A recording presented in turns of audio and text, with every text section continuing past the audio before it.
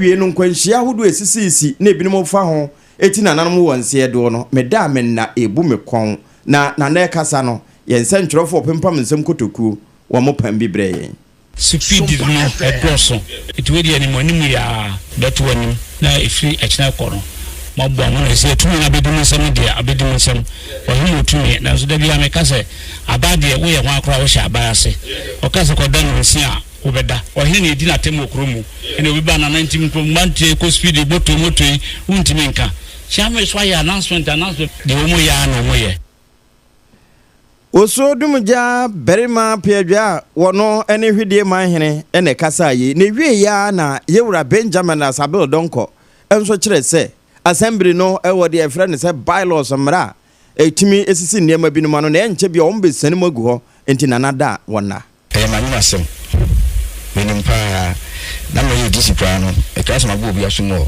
abonti mo fa moto that sector police commander wa e be share ho na nje bia be hye ama moto no speed na no brass no eno be share ya hye e we ba beto anim na ogituma na implement ama ko no so moto dedede na ye no ya sesam kra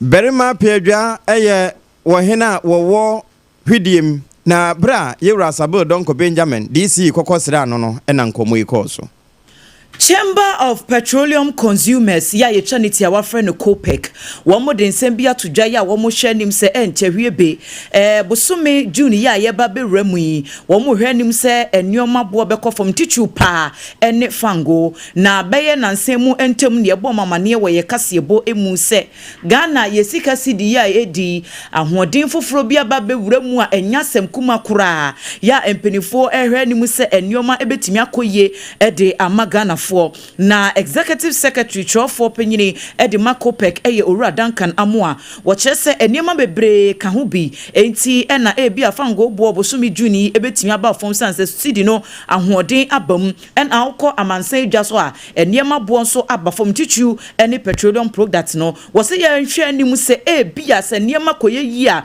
ebedru June de na chese fuel no 1 liter ne etono be 11 cedis na 12 point bibi wo se ye beboa pa. The market has responded clearly with some reductions at the pumps. We are, however, asking the BDs to ensure that they pass on the full effect of the reductions that we are seeing. If you are moving from the 16 Ghana region to around 12.8, 12.9, the difference is significant, and we want to see the full strength of that reduction. Per the calculations we do have in-house, we do not think that by the next window, any OMC should be selling anything around 13 Ghana cedis a liter, as we see now. Owura Duncan Amoa, executive secretary Emma Copec. Ene yefri Copec so a yento aso na fe yenwura ablekuma ene na afa na assembly members e wo ho titru ene de friend se presiding member waka se mi se na no wono mo ko se wo mo kwa akoto aba na wo mo yidisi ase wo mo di kan koy amfoi enti de toso mi no no ade ebe wie ya wo mbehwe peratifo ni kreatifo na aba beje ho afai ase yigina wo mo kon so chenchen aba no wo mo nto na wo mo to nso a wo mo hwe se wo beto ama kalamu adamu musa wono na ese wo mo to ma no asa nhyɛ kwan so bi na ye gina wo mo so ama wo mato aba no na wo chese no kwasem ni kwan ya fa so course no entwaye. The boys that came with the nominee, it's not easy. They were pushing our assembly members even at the initial stage when we came to the assembly. For us to get access to the assembly wall, it wasn't easy. Even some of my members said they will leave the place. I told them no. We have to stay and then vote on the presidential nominee. The thing is, we are going to work with him. If someone that we are going to work with him and then don't have a very good relationship with him, then it's the municipal that are going to suffer. The electric, they are going to suffer. The best in it. If the president wants to renominate him again, he should write to us so that I'll convey another meeting, and then we do the confirmation. If this is to start and then we are to give him the nod, is that how he's going to run the municipal? Eni a wuti ye presiding member ya wo Ablekuma North municipal ho na ate se wo kan de course a entwa ye no Onua me kwaso aka wo se anopai nana kwadwojesi no nsiambre mu kase yebo ene yede so mo adanse hu ne mapanyina na boboa no eneguo me kanfo mo aseka ho tutumrika na enenemmo na wanya adanse hu ne mapapa wi na ode odofo papa bi akwakotom no ya busa se we secure na secure sanitary pad eno enanopai wo ba wasi unyinta so a ye kanfo ede amawo enna ne ntaba no emutretre ayese nyame ntaban enti agigi bibia wo heavy floor eno ene beboa wo per cotton ewom enti ebo ho ban na esiesie wuye anopai okutayemu ena ye somo wo na se anopai so wasori anya den aduane bekom na chese wa bompa ya de nyame ase awie no the next thing ebeba wadwemu eye die medie na de bia meka se wo dwene aduane ho de a na Agya special foods ena esese eba utirim hacho atomic kwan so transition enchemu ho no mo a eho ena obehunu Agya eba local foods nnuane ahodo wache banku senkatenkwan na ope abenkwan enkuruma TZ kokonte emo enuane biara ya wo pese wudidie mepacho anopai kwahyiwafuma ewo Agya special na bibia entumi enkoye 0246359921 ana 0535484392 na bibia entumi enko enkan yenyina ye tie sompa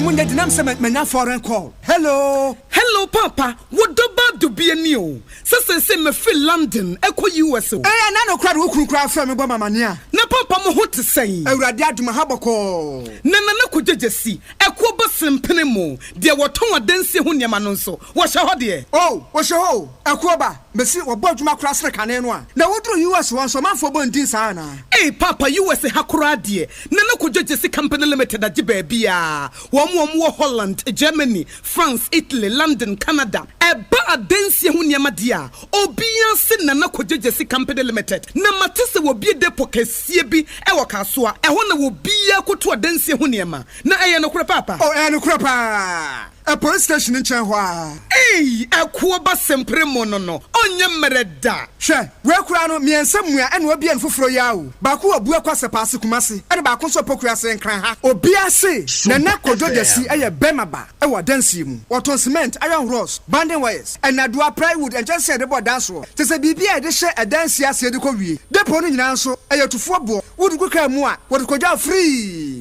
Akra wuyi kaswa depo eni pokrasi de no kra to nchen a wosan obi wo akoteman Tantra Hill Iron City amanfrom wosan bie depo kese so e wo Koshiman Kumasi sepase depo no kra da nchen a ebisu magazine road head office no wo bie depo kese so e wo da de ntam edwesu Akra road femeso opposite Alhaji Salia ampaba meboshen Tanoso Breman and a Manfrum. Numbers of man for the fray 0244 313 752 and 0244 41 93 Nana Kujesi Company Limited. Hey, a Kuabas in Primono. Kweku, minim sawa she. Me kraman nane. Now so ebony show one. Money Ebony condoms comes in different flavors and available in all pharmacies, chemical shops, over-the-counter shops, and pubs. For bulk purchases, contact 055-230-0075. Ebony condoms, Ghana's most pleasurable condoms. Make it worth it. We got peppermint, strawberry, we got peppermint, strawberry, vanilla, chocolate. It only the view means a condom. The condom will then it's not on, but don't as a condom. Endpoint Homeopathy Clinic. Ghana had the obi enim sesa ye prostate. Na baby omutibi ye screening ema uhuni ye etu asia. Na eye Endpoint Homeopathy Clinic. Anase eye kidney, eye liver problem. Wofa baby and Adjoa. Na the friend premature ejaculation no a be maybe a woni wodofo akwakwehia. Asa wo di ne ho agro. Asa wo tonte. Ene ye bra Endpoint Homeopathy Clinic na ye moa. Ema ne mema mo pa wo. Eye Endpoint Homeopathy Clinic. Wo mo demufua. Yare bia infections bi ne wo ho. Anase bia wo hwa wofa baby na Adjoa. Kidney problem, prostate die. Eye Endpoint Homeopathy Clinic. Ahenema kokobe kumase baako ho. Eben Angel Educational Complex no. Ena Accra hanso so die. Wo mo ginemu ankasa. E was painted baby friend share signboard no. Wudru na ubusasa wo pe Endpoint Homeopathy Clinic. Obia ebechro. For Endpoint e wo 0244 867068 and 0274234321. Endpoint Homeopathy Clinic. Wo mo demufua. Eh medo. Edrano pa wutimi to wo boase. Echichiwusi o. Do. Na so ni se me de Yas toothpaste and the brush and the twitwi mesima minya homka. Senti na ye bokoi na me die me all time favorite Yas herbal toothpaste and the brush aboa me ama sesei menum nso a enwunu anasa de ehia me semfimfem me biem na wo hwasa me se aye fita sesrecha homa na et brightens Yas whitening toothpaste and the brush and me di hwimese enti na wo se efei na Yas total care gel toothpaste and the brush ne die ebo wo se ho ban demu ne nyina ema wonum ye sham. Oh yes, Enukratrodo, Yas Herbal, Yas Whitening, and the Yas Total Care Gel Toothpaste, and the brush, Ebuzian Chamfa. Sawo Pedudu 2 Ewon Kran ha. For Leicester Ghana Limited, and was 050-161-9588. Leicester Ghana Limited, and the Yas Toothpaste mo ahodo, and the brush abejaso abeboye.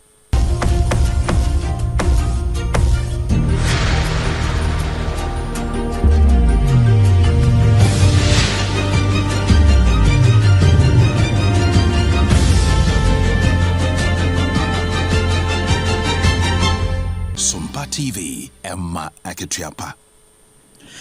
Abusiafo ya damwase semonya daje achenye amaye chaye ho aba Sompa 106.5 FM Accra so enie anopa no nsia kase bo enie da so ekenkan edemam ye to so ewo ensemfofro mu dia na ye ko asen north abato empeso so ewo mfifi mantemo National Democratic Congress NDC amenyokuo no mabunu bi ewo honom wo mo bu afu pa manura wo mo to nsafra ensemtrofo so wo mo mra no wo metie wo manu asemwe na Sompa kasi boni ye gina ho pe ye microphone kra na ne edi kan e wo honom asemu a emabuni ekanyina ene se wo momra se bedwani owura James Jachi Kwesen wo ye niema bi wo honom a wo mobonyo sokura wo chese owura wo mo aneto abama wo bedi MP enu achi ehun sensemu e ba ye fa udua citizenship ho ene eno nyame ya adom no wo makra bibia afiri ho ne nyina no wo motai wachi na bra wanya konwa ya wo be MP ya wo beboa ama emabunu no so niema koye di amo no wose opanyin no adane ese wo yi niema mu wo ni favorite wo nkrofobia wo do wo mo enti se bia appointment bia no opportunity bi na beba no wa fresh ankrofo no kwa no wo de ama wo mo kire mu se de ekoso no enya kura enti party no wo mo national leadership wo mo nhye wo mo nya bibi emfa ho na ne wo gina nsantwofo anim ekasa ye edima emabunu no eye owura Ranklin otu yentie media buyer MP so want to minimum adwuma DC asem nso saa enipa mako 9 yeyi mu no na beka nipa miensa omo ko yi nyina no they were constituency officers ba ko no mbole no ye regional officer ofi constituency ni MP so want to minimum adwuma ewi ase no ye de command MP de also be smere onna adwuma enam sa ase no be pass mdwenti oba enye mo de so bia edede ye say ye pass mdwe ye ni abrepa mpanfo se okoto we ni bere a nsoja nkamba wusi eni ejafira say eba they can say we will not allow the revocation of Ankoma in appointment as the 1-year director of Asenof. We aye owura Ranklin otu wono enegina NDC mabruno anemu ewo Asen North ho edi nsemi etudwa ene medo ko Asen wura kese na ho timamufu ewo ho nso asode kekansem bi esanse abamu abi ya wadi mfinhia no be se adunu enum edekro waso ne nkanchema minim emia no pa masese wodaya asabia maame na di mfinhia duonum ne akire na wone ne sugar boy enam na abamu ano enkra ne chese wode aponche number fie se wonfa mo light soup emanini enti wode nam ne baa ya na opie kwa abonten wo bana se na ni so ayehye kakra okokọ tibi se wode bedidi wo bedua ne yesefo no wo hwaduan ne so wo se nya nam wode baa ye no ene de na duane so ase kuma bi maame na wi achecha ma obi nya ne de ne de esua ene ne wo boy no minim enya asam ketoa ene wo tim no pa ene deda wo yo wo ho no timamufo wo ho baa na wo mba besom ewie maame na nani ayehete wo danato ani ejebeka sei no wono de call St Francis Hospital wo asemfosu ya wo da ho eje ayarehwe na ne baba Priscilla Boache ena nsemi nyina wo biebie so ekire yense ntwerofo ese de wo ntini maamete no ono aduane a oma ne nam bebre ne se dade no ama ne nam kese na koye ntokwa boy ne kakan obusa maamete de ntina namba akopɛ no ye de wo de ama no na ekoye ntokwa boy no ohiri onum de oto ne nsa nyina no na maame so nom kakra ne ne dane ntokwa ho ho de enya nkete na obo na prepare ni nyina ese ne nai ayo na adibitwa no ho dada ba na enye ekwenti boy ne kan no to fo no tieti aso ama na yekuro ese ni minim so ntumi nkasa na no nyina apaapai no hu nyina wo twemia ne mene sen kuoku na nsuompo nam ne ha so bi ne kopi o no patai kuoku enya kora bebe adane de enye boy na aso ne wi o san de ne beto ha no adwane ye ka je so ma la omo chi boy ne ma na ka bi a ye bo bia o metu aka maye na kwan a bebe emle esese ede ne to no de na ato eno yankra efiri asen wura kese ebae na arahosam bi nso efiri budumburam ewo emfinfin mantemu abache se nipa miensa wo mo prepre mu odin pa ya babia ba koda kora ne de anu odin ye papa ne nyina ene se edua kɛseɛ bi ɛna ebu ɛde abosa nipa yi ɛso a akwakoye arehosem na opinfo bi kura ka ho enti asɛm ne de emu awrempa na dansini ya na ni tuamu ɛkyerɛkyerɛ mu kyerɛ sompa kasebo ɛna wo kyerɛ mu ɛsɛ ɛba asa no nipa miensa na yɛtabiri wɔ mo ɛde wɔ mo akopie mu wɔ St Gregory ayasabia ye wɔ potem hɔ na maame na no wafa yafunu no wɔka ho ne de wɔno ɛne ne mamienu wɔ mu nyina baabi ɔmo da no ɛbɔ ɛnso baako de ne nan pa enya de se eye asemkuma kranti wono no wo mo arefe no kra de no akɔ baabi foforo enkyeremu a wode baaye enie anse wi aba hɔ ne ebegye mframa nti ya teto emne nkola ne tete ye nkyɛn ye hu anse dua no ebuba ene nyina ye so ne edwane obi adwane ye hwɛ na akola ba akoda hɔ dua na bɔ no ma wo pyramid na ba hɔ so ba ko na nkola mienu enso ne ka rechi ne hwa na efa ne nan ne koto dwenti omo so mba transfer na ko wi ni ba wei eye dansini ya na nitua asemi emu ena wo kyerɛkyerɛ mu ɛkyerɛ yeyi ye kɔ Peru mamu ye de nsɛm no nyina si ɛhɔ na mansoafo wakyerɛ krata sɛ wa resign Gustavo Andrezen na de ntia wa resign de emu nsɛm pi na sade Peru fo mra ɛkyerɛ no sɛ kɔba sɛ mansoafo sɛ wode na adwuma to hɔ a na kyɛ sɛ aban ne nyina gu ne sɛ honti no sese mempani ja egu chem na se ejagu ni chemu a enam so ama wayi cabinet foforo sanse mansoafo no sie no wone cabinet ni nyina so ne de wono madwuma eto nti se wayi finance wayi road ministry ene afoforo a eka ho enam saya so ama maame Diana Burate ne nia bere papa ya enya asamoketoa na daachi kase ebom sade ye honsam tie nyina no ya de betoa wo ebi afi no waso afidie ne na kwadwoje si company limited adanse hu ne ma papa efie kase ebo a anopa no nsia ye de sommo no de edi mu akotena wote ye bi ne se abamu abi mfinhia aduonu enum ne nkanchema no de mfinhia aduonu mu de kro wabɔ ne minim se aponche na ma wode to ne dua ne susa Sarah so and rotational nurses and midwives for womo ese womo ji womo sika efra ban ho. I can come for no triple A my Agya Appiah Apam Dadaa anope miniminu aba. Adjoa Asare. Efa Sompa stations ahodo ni nyina takwa techiman nkransa sunwane doma afi atwemantemu na henkuro Dadaa no takorade ehonso FI Ayiko 100.9 domye dibi tum ewa santemantemu sana Sompa 93.1 so editumu Adamfo pa radio France Paris abrochimemu wonmonso FAB ye kona fe ku wankrata moboso de ato ne din se Ghana today no ye de atoa Munde dinam se menya foreign call. Hello papa, what do be a new? Se me feel London, echo US. Na no crowd wo kru kra fa me bo mamania. Na papa mo ho te say.